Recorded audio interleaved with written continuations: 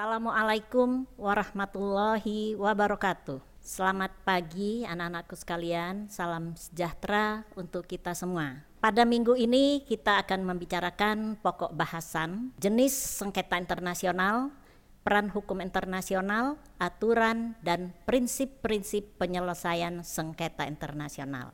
Anak-anakku sekalian, sebagaimana kita ketahui bahwa hubungan internasional yang dalam hal ini dilakukan oleh negara dengan subjek hukum lain bukan negara tidak selamanya terjalin dengan baik. Seringkali hubungan ini menimbulkan sengketa di antara mereka. Nah, sengketa ini dapat bermula dari berbagai sumber potensi sengketa. Manakala hal ini terjadi, anak-anakku sekalian, maka hukum internasional harus mengambil peran untuk menyelesaikannya. Baik anak-anakku sekalian, dalam studi hukum internasional publik dikenal dua macam sengketa, yaitu sengketa hukum dan sengketa politik. Sebenarnya pembedaan atau penggolongan kedua kelompok sengketa ini tidak selamanya dapat diterima secara umum. Yang dijadikan ukuran untuk menentukan sengketa itu sengketa hukum atau bukan,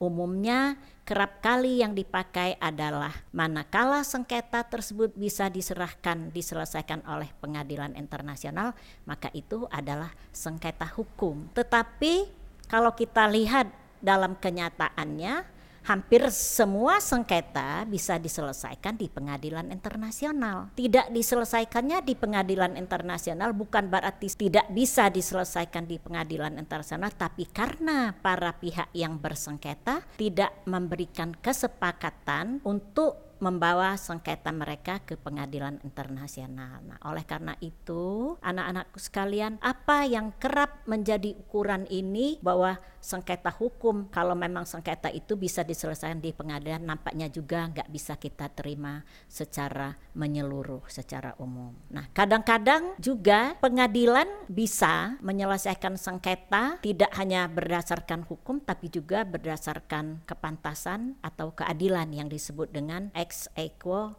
et bono. Kita lanjutkan, dalam ketiadaan kriteria atau ukuran apa yang menjadi dasar pembedaan antara dua jenis sengketa yang dimaksud, yaitu sengketa hukum dan sengketa politik. Ini ada 3 doktrin yang berkembang. Yang pertama, doktrin yang berasal dari seorang ahli hukum Amerika yang bernama Friedman. Beliau ini memberikan konsepsi sengketa hukum itu adalah sengketa atau perselisihan antar negara yang mampu diselesaikan oleh pengadilan dengan menerapkan aturan-aturan hukum yang ada atau yang sudah pasti. Kemudian termasuk juga pengertian dalam sengketa hukum manakala sengketa itu sifatnya mempengaruhi kepentingan vital negara, termasuk masalah integritas wilayah, masalah kehormatan negara atau kepentingan-kepentingan lainnya dari suatu negara.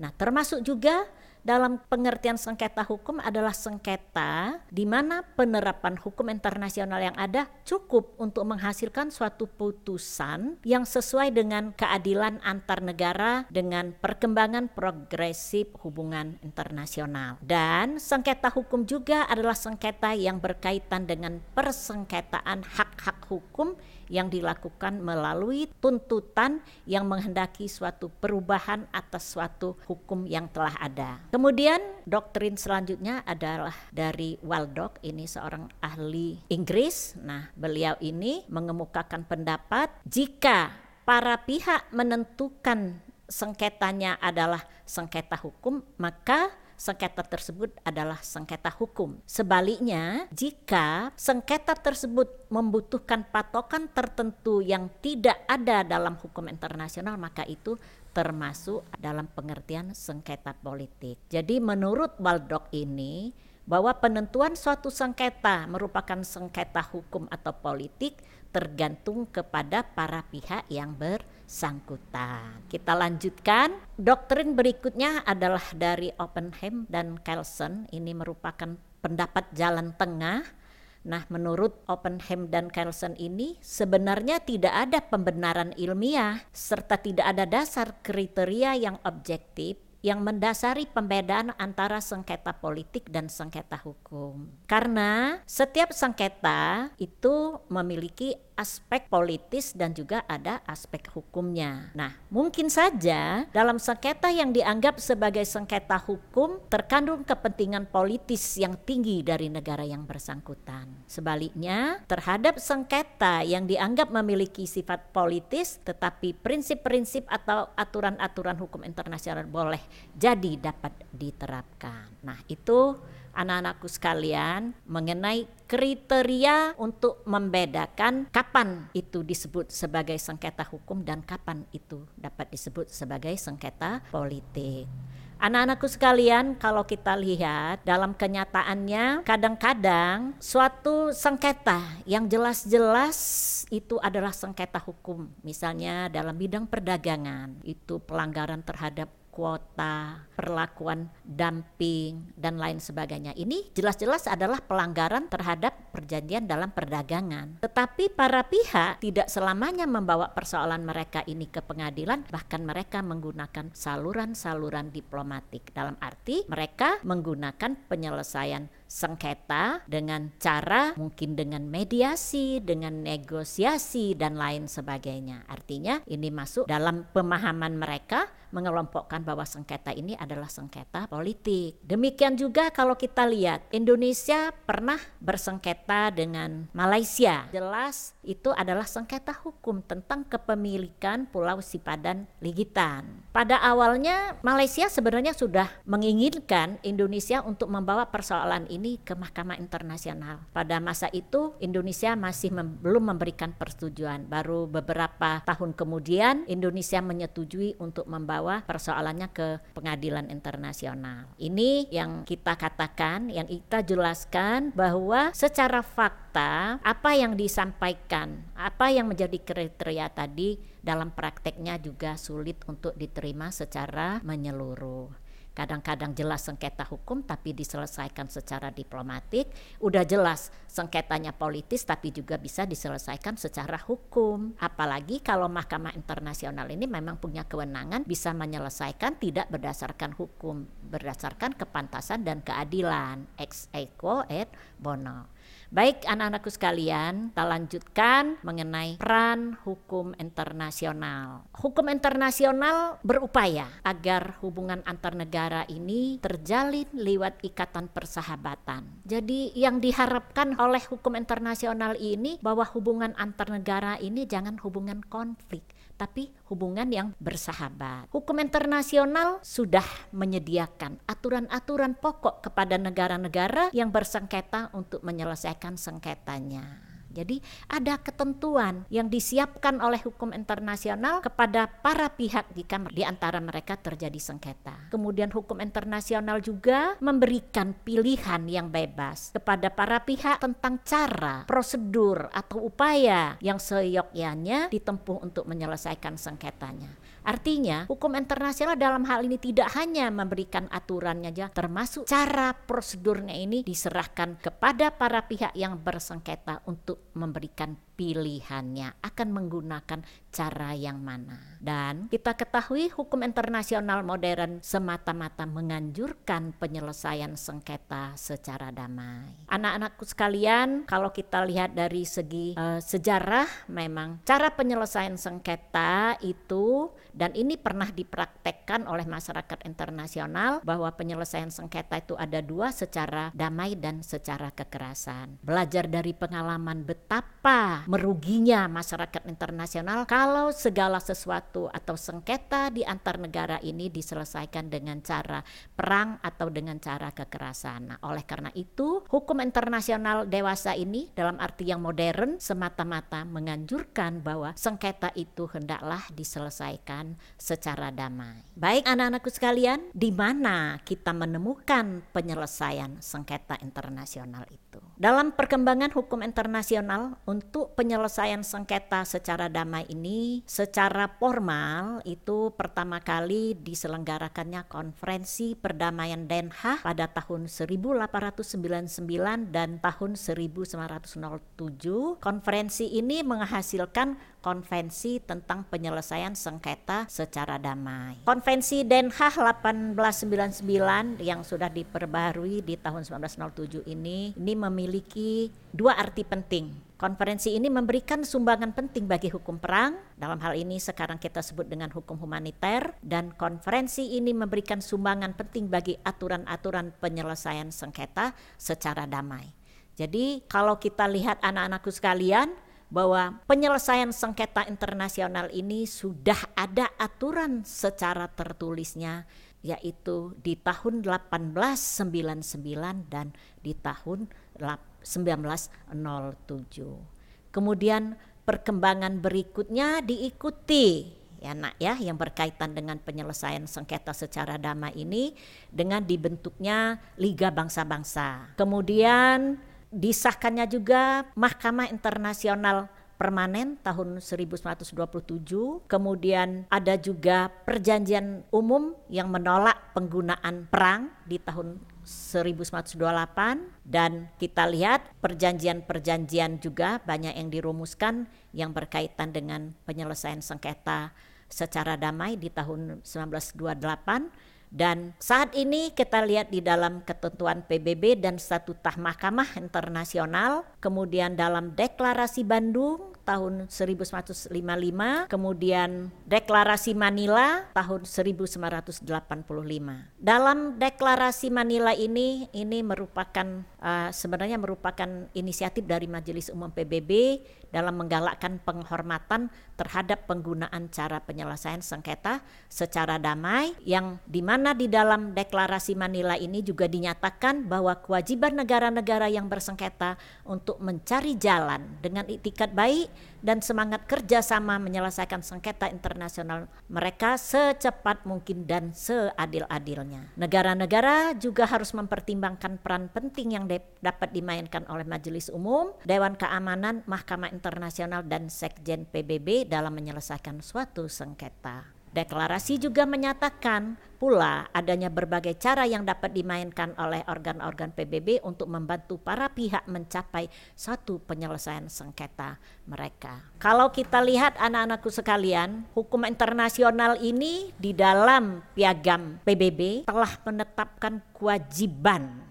kepada semua negara anggota PBB untuk menyelesaikan sengketanya secara damai. Nah, hal ini bisa kita lihat di dalam ketentuan yang tersurat di dalam pasal 1. Pasal 1 itu adalah tujuan dibentuknya PBB itu adalah untuk memelihara perdamaian dan keamanan internasional. Di pasal berikutnya, pasal 2 ayat 3 itu mewajibkan semua negara anggota hendaklah menyelesaikan sengketa dengan cara damai. Kemudian di pasal 2 ayat 4-nya juga diberikan kewajiban pada negara-negara anggota hendaknya tidak menggunakan ancaman kekerasan yang akan menyerang keutuhan wilayah suatu negara. Dan di dalam pasal 33 Piagam PBB ini memuat tentang cara-cara yang dapat dipilih oleh para pihak yang bersengketa. Kemudian anak-anakku sekalian, kalau kita lihat juga di samping apa yang sudah Ibu sampaikan tadi, artinya ketentuan-ketentuan dalam piagam yang mengatur mengenai penyelesaian sengketa di antara negara-negara, ini juga dapat kita lihat ya anak-anakku sekalian bahwa apa yang menjadi kewajiban dari negara-negara anggota, kewajiban yang disyaratkan, artinya yang dinyatakan di dalam pasal 2 ayat 3 semua negara untuk menyelesaikan sengketa secara damai, ditambah lagi di pasal 2 ayat 4-nya ini dalam hubungan antar negara, dalam hubungan internasional semua negara harus menahan diri dari penggunaan cara-cara kekerasan, yaitu ancaman dan penggunaan senjata terhadap negara lain atau cara-cara yang tidak sesuai dengan tujuan PBB. Penekanan dari dua kewajiban ini, anak-anakku sekalian, itu adalah kewajiban yang dipandang sebenarnya berdiri sendiri. Artinya kewajiban di pasal 2 ayat 3 untuk menyelesaikan sengketa secara damai itu berdiri sendiri, dan demikian juga kewajiban di pasal 2 ayat 4 itu juga adalah kewajiban yang berdiri sendiri. Nah, kemudian kalau kita lihat ketentuan pasal 33 piagam, pada pokoknya penyelesaian sengketa ini dibagi dalam dua kelompok. Ada penyelesaian secara diplomatik, yaitu dengan menggunakan negosiasi, ada penyelidikan, mediasi, dan konsiliasi. Di samping cara-cara lainnya masih dimungkinkan, dipilih atau diinginkan oleh para pihak. Dan penyelesaian secara hukum yaitu menggunakan lembaga arbitrase dan badan pengadilan. Anak-anakku sekalian, artinya masyarakat internasional dewasa ini menghendaki bahwa jika terjadi sengketa atau pertikaian antar negara-negara ini, hendaklah diselesaikan dengan cara damai, karena ini sudah merupakan suatu kewajiban yang memang ditegaskan di dalam Piagam PBB, yang merupakan kewajiban bagi semua negara anggota PBB, dan kewajiban juga untuk tidak menggunakan ancaman kekerasan.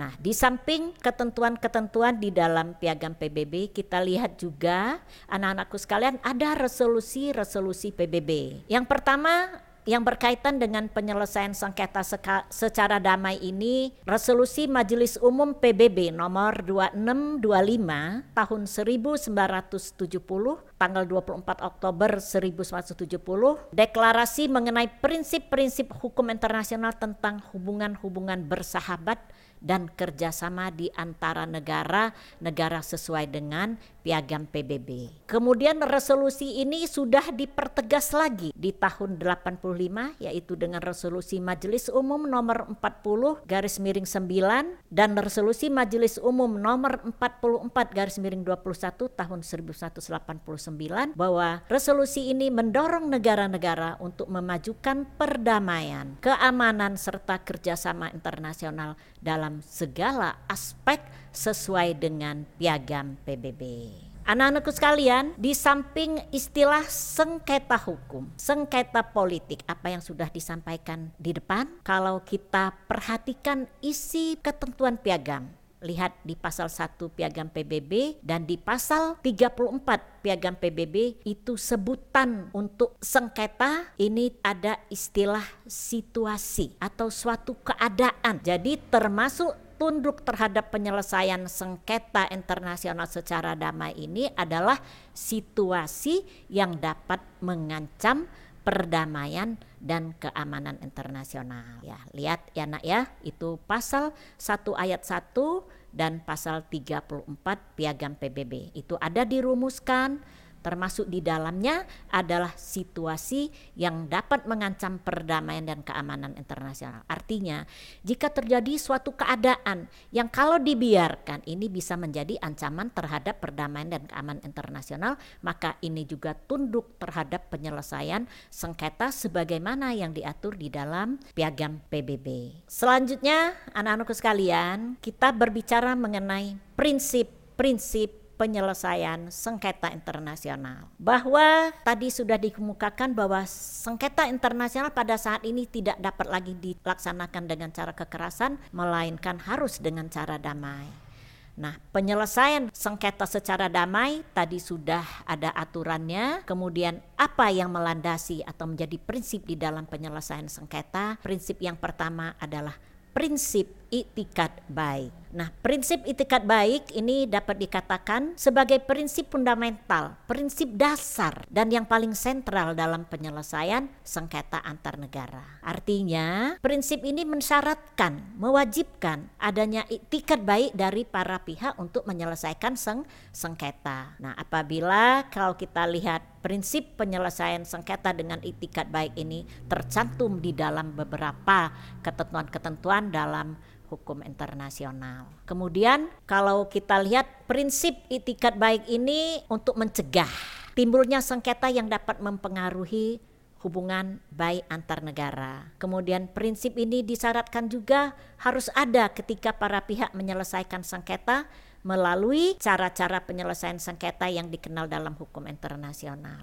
Jadi apapun cara yang akan dipilih oleh para pihak yang bersengketa hendaklah dilandasi oleh prinsip itikat yang baik. Jadi itikatnya itu harus dikedepankan, bahwa sengketa ini dilandasi untuk diselesaikan dengan itikat yang baik, apapun cara yang dipilih oleh para pihak. Selanjutnya, prinsip larangan penggunaan kekerasan dalam penyelesaian sengketa. Jadi tadi juga sudah dijelaskan bahwa di dalam piagam PBB itu sudah mewajibkan bahwa negara anggota tidak boleh menggunakan ancaman kekerasan dalam menyelesaikan sengketa. Nah, prinsip ini juga sangat penting ya, karena prinsip ini melarang para pihak menyelesaikan sengketa dengan kekerasan. Yang ketiga adalah prinsip kebebasan memilih cara-cara penyelesaian sengketa internasional. Hukum internasional sudah menyediakan cara-cara yang bisa dipilih oleh para pihak untuk menyelesaikan sengketa internasional sebagaimana tertuang di dalam pasal 33 Piagam PBB. Nah, ini silahkan para pihak yang bersengketa menentukan akan menggunakan cara yang mana untuk menyelesaikan sengketa yang terjadi di antara mereka. Kemudian prinsip berikutnya adalah prinsip kebebasan memilih hukum yang akan diterapkan terhadap pokok sengketa. Anak-anakku sekalian, kebebasan para pihak untuk menentukan hukum ini termasuk untuk memilih kepatutan dan kelayakan yang menjadi wewenang Mahkamah Internasional untuk memutus perkara di luar aturan hukum. Jadi silahkan para pihak untuk memilih apakah akan menggunakan hukum atau tidak, atau menyerahkan sepenuhnya apa yang patut dan apa yang layak atau apa yang adil menurut Mahkamah Internasional. Kemudian anakku sekalian, ada prinsip kesepakatan para pihak yang bersengketa, konsensus. Sebagaimana kita ketahui bahwa suatu sengketa itu bisa dibawa ke Mahkamah Internasional apabila para pihak ini memberikan konsensus. Nah, jadi prinsip kesepakatan ini merupakan prinsip yang fundamental. Termasuk kalau tadi prinsip nomor 3 dan nomor 4, prinsip memilih cara dan memilih hukum ini juga menghendaki prinsip kesepakatan. Artinya kesepakatan dari para pihak yang bersengketa untuk memilih cara, kesepakatan dari para pihak yang bersengketa untuk memilih hukum yang berlaku, ini merupakan prinsip dalam penyelesaian sengketa internasional. Kemudian ada lagi prinsip dalam penyelesaian sengketa internasional, ini prinsip exhaustion of local remedies. Nah, menurut prinsip ini anak-anakku sekalian, bahwa sebelum mengajukan sengketa ke pengadilan internasional, maka langkah-langkah penyelesaian sengketa yang tersedia atau yang diberikan oleh hukum nasional negara masing-masing atau negara setempat harus ditempuh terlebih dahulu. Jadi sebelum persoalan ini dibawa ke pengadilan internasional, maka gunakanlah upaya yang ada di dalam hukum nasional dari negara-negara yang bersengketa. Kemudian anak-anakku sekalian, prinsip yang menjadi dasar penyelesaian sengketa internasional ini juga merupakan prinsip dalam hukum internasional tentang kedaulatan, kemerdekaan dan integritas dari wilayah negara-negara. Nah, prinsip-prinsip ini sebenarnya sudah dikukuhkan dalam bentuk deklarasi dari Majelis Umum dan ketentuan-ketentuan lain, di mana sebenarnya bisa juga merupakan prinsip tambahan dalam hubungan antar negara, bahwa ada prinsip yang mendasari hubungan antar negara, hubungan sesama anggota masyarakat internasional itu adalah larangan intervensi baik terhadap masalah dalam negeri maupun urusan luar negeri dari sesuatu negara. Kemudian prinsip persamaan hak untuk menentukan nasib sendiri, prinsip persamaan kedaulatan negara-negara harus saling menghormati, negara sama-sama berdaulat, prinsip kemerdekaan dan hukum internasional yang merupakan penjelmaan lebih lanjut dari prinsip hukum internasional tentang kedaulatan, kemerdekaan dan integritas wilayah negara-negara yang sangat dihormati oleh hukum internasional. Nah, baik anak-anakku sekalian, secara garis besar Ibu telah sampaikan mengenai jenis sengketa, peran hukum internasional dalam penyelesaian sengketa, aturan-aturan dalam penyelesaian sengketa internasional, dan prinsip-prinsip yang mendasari penyelesaian sengketa internasional. Demikian, terima kasih atas segala partisipasinya, dan Ibu akhiri dengan wassalamualaikum warahmatullahi wabarakatuh.